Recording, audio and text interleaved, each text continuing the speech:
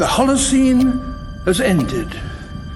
What we do now and in the next few years will profoundly affect the next few thousand years. The only conditions modern humans have ever known so far are changing, and changing fast. Nothing stays the same on this planet. Everything changes. The Earth is going into one of these jumps, and you don't know what is going to be on the other side of those jumps. The Earth is always jumping.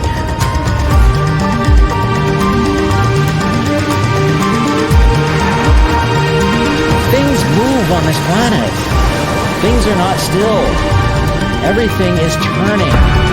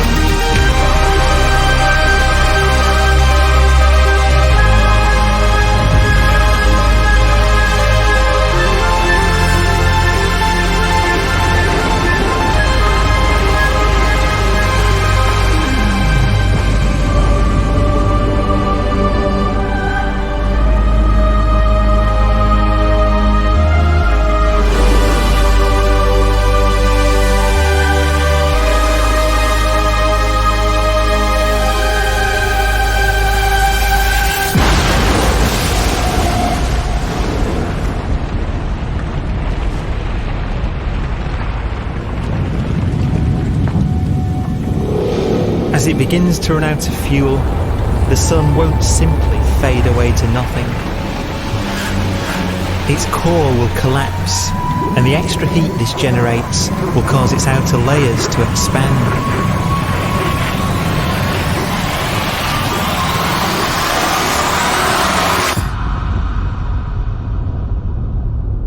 The sun is now dead. Its remains slowly cooling in the freezing temperatures of deep space.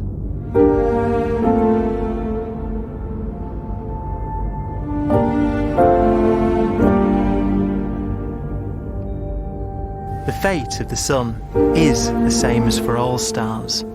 One day they must all eventually die, and the cosmos will be plunged into eternal night. All stars eventually will run out of fuel.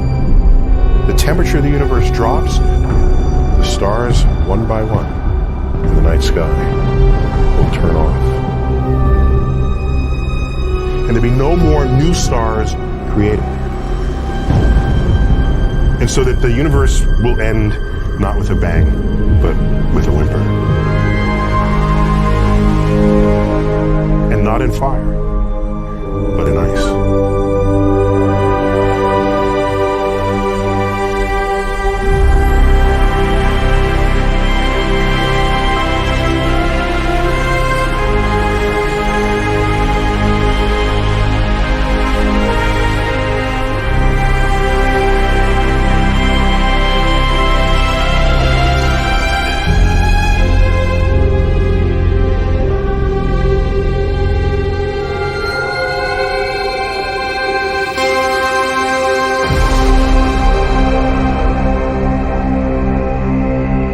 With no fuel left to burn, a white dwarf's faint glow comes from the last residual heat from its extinguished furnace.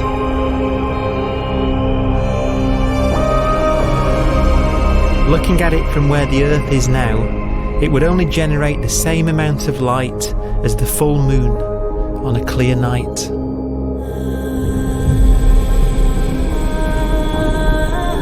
The faint glow of white dwarfs will provide the only illumination in a dark and empty void littered with dead stars and black holes.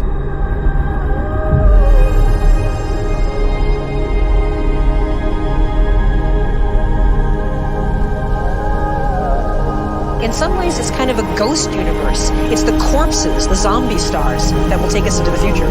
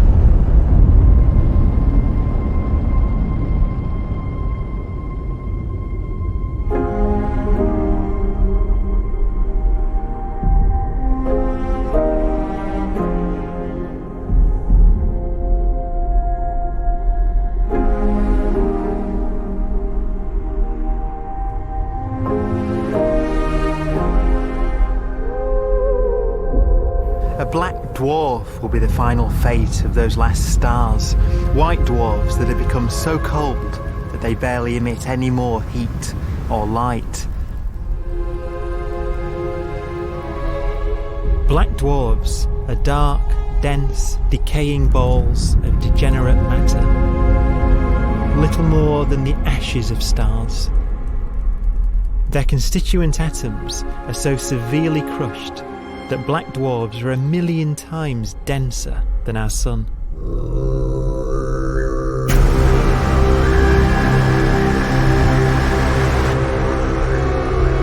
Stars take so long to reach this point. We believe there are currently no black dwarfs in the universe.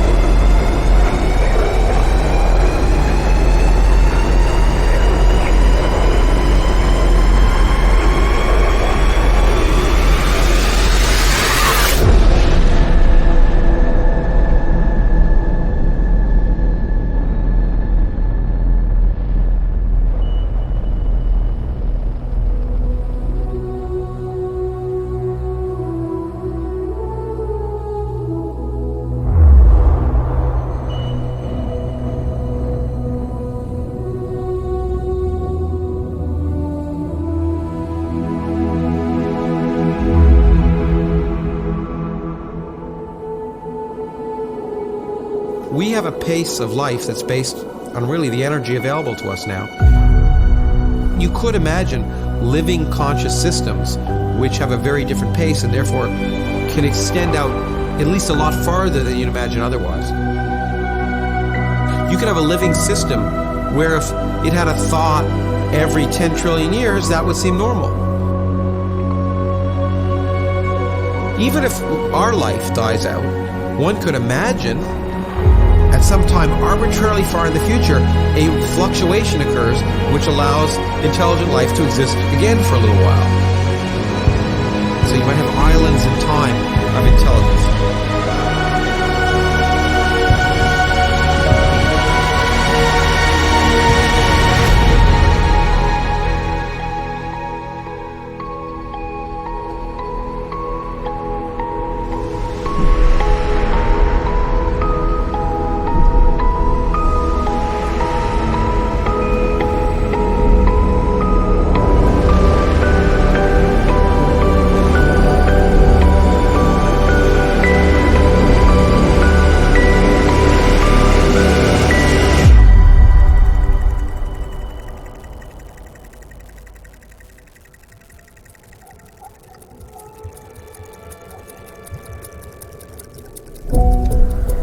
Proton, one of the fundamental building blocks of atomic matter, of what makes us up, can just spontaneously fall apart.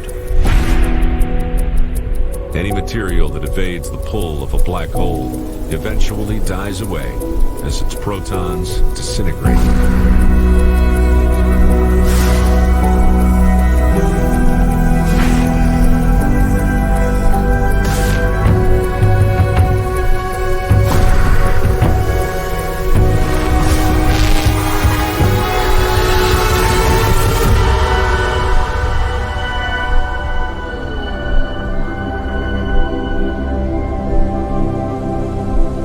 The matter inside black dwarfs, the last matter in the universe, will eventually evaporate away and be carried off into the void as radiation, leaving absolutely nothing behind.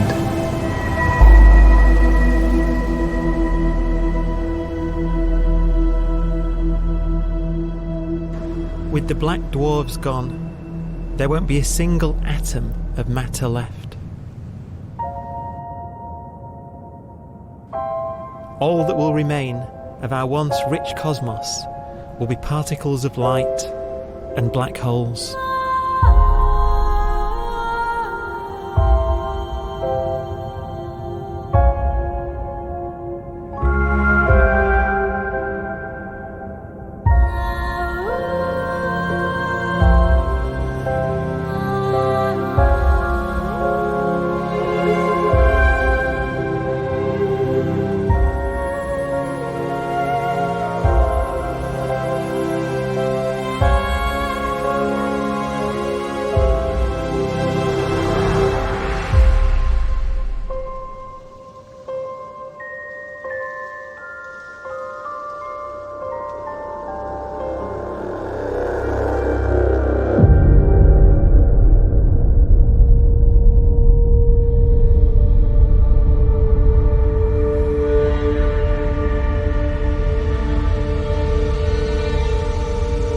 The arrow of time creates a bright window in the universe's adolescence, during which life is possible.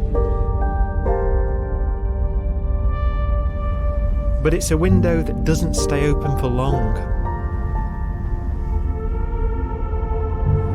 As a fraction of the lifespan of the universe, as measured from its beginning to the evaporation of the last black hole, life, as we know it, is only possible for 1,000th of a billion billionth billion billionth of a percent.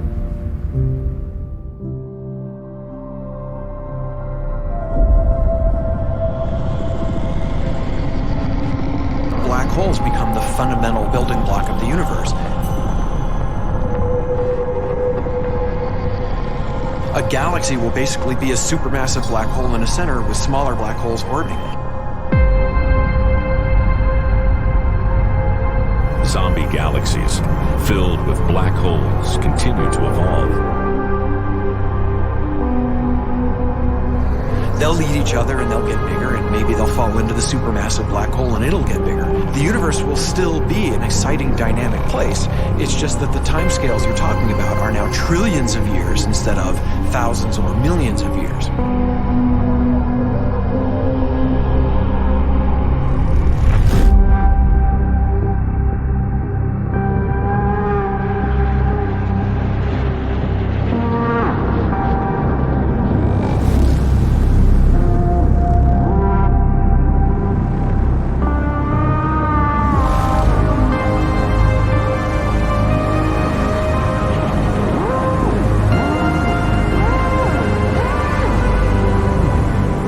Black holes can bang on space-time like mallets on a drum.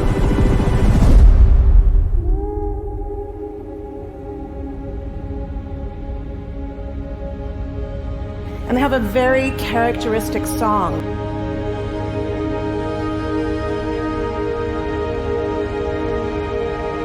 Imagine two black holes that have lived a long life together. At the end of their lives, they're going around each other, crossing thousands of kilometers in a fraction of a second. As they do so, they leave behind in their wake a ringing of space, an actual wave on space-time.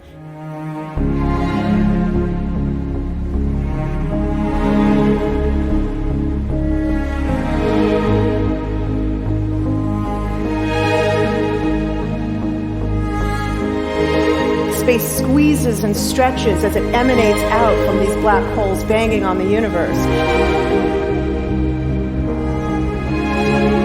Those are the gravitational waves. They're literally the sounds of space ringing. And they will travel out from these black holes at the speed of light as they ring down and coalesce to one spinning, quiet black hole.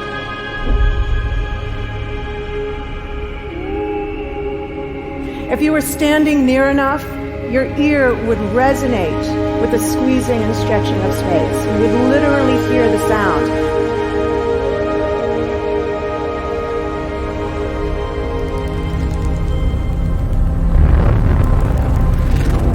Imagine a lighter black hole falling into a very heavy black hole. The sound you're hearing is a light black hole banging on space each time it gets close.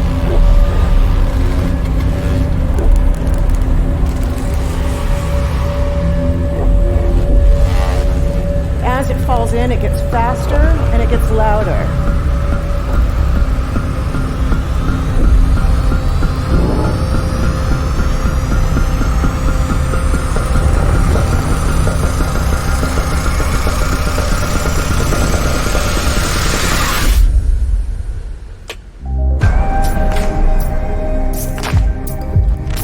Scientists used to think black holes were immortal, but even these will one day die.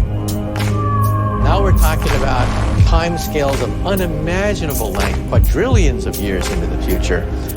On that timescale, even the black holes begin to evaporate.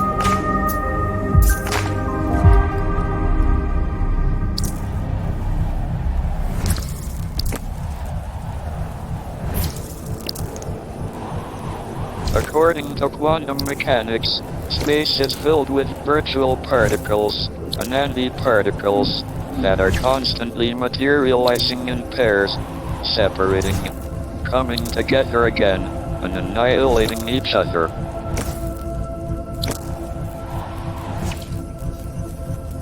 In the presence of a black hole, one member of a pair of virtual particles may fall into the hole, leaving the other member without a partner with which to annihilate.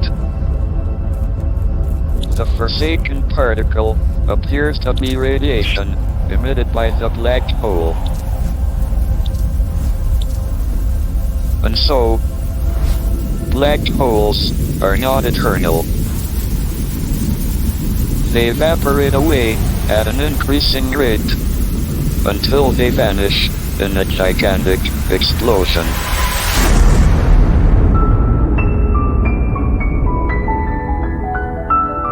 Quantum mechanics has allowed particles and radiation to escape from the ultimate prison, a black hole.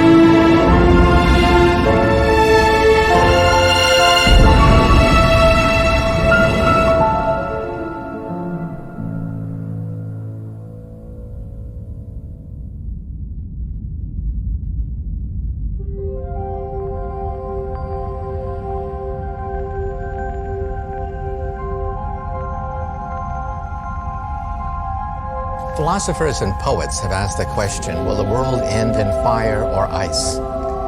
We can now give an answer.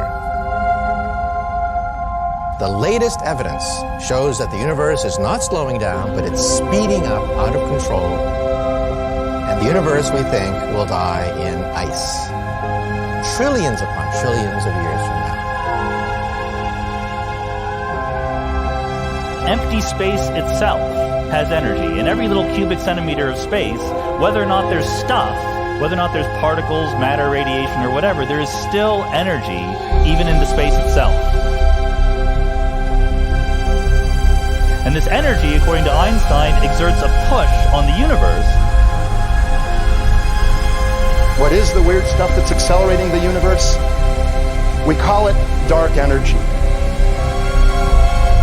And this stuff is the dominant stuff of the universe. Almost 3/4 of the matter-energy content of the universe is this dark energy. And we don't know what it is. Dark energy, unlike matter or radiation, does not dilute away as the universe expands. This has crucial implications for what the universe is going to do in the future. So what will be the future of the universe? Well, if the dark energy remains dominant and repulsive, the universe will expand forever.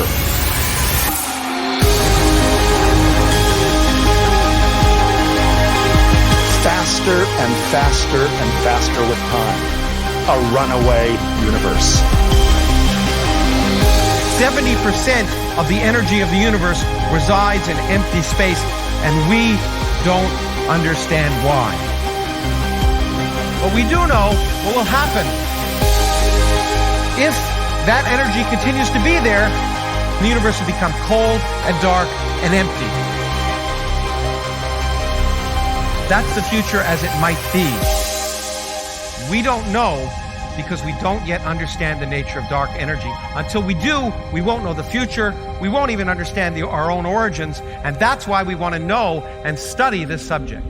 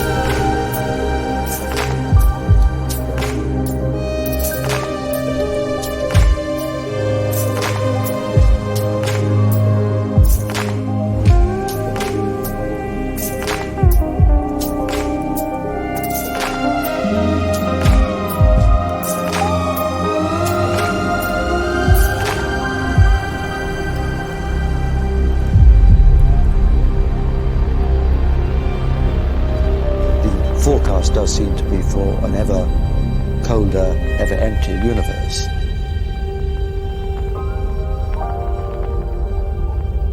But then, of course, we have to ask, could that end lead to a new beginning?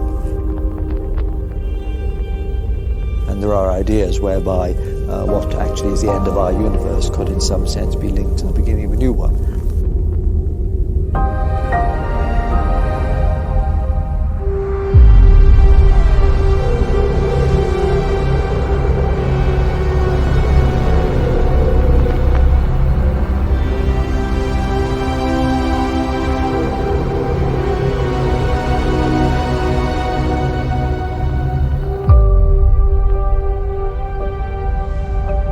We've worked out the mathematics, the equations. They seem to say that if you have an atom smasher that can concentrate tremendous amounts of energy at a single point, you can perhaps open up a gateway, a baby universe.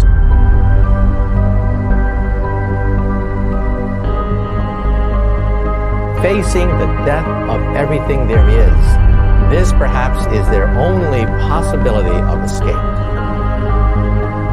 And this also raises a very intriguing possibility, sheer speculation of course, that perhaps any universe that has intelligent life in it will create baby universes, will create lifeboats, and proliferate child universes.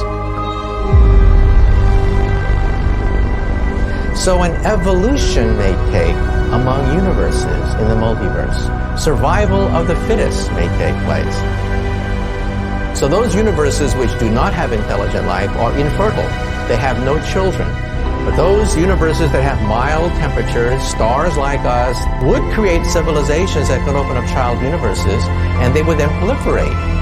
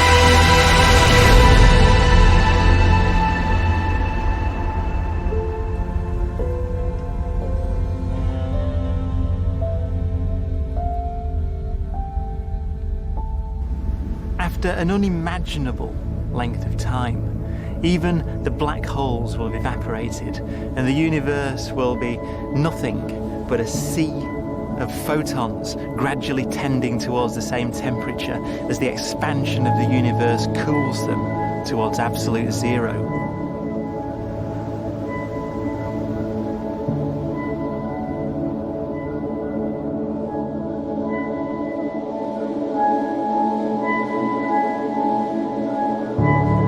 Once the very last remnants of the very last stars have finally decayed away to nothing, and everything reaches the same temperature, the story of the universe finally comes to an end.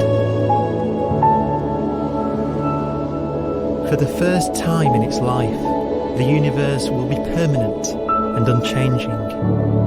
Entropy finally stops increasing because the cosmos cannot get any more disordered. Nothing happens, and it keeps not happening forever.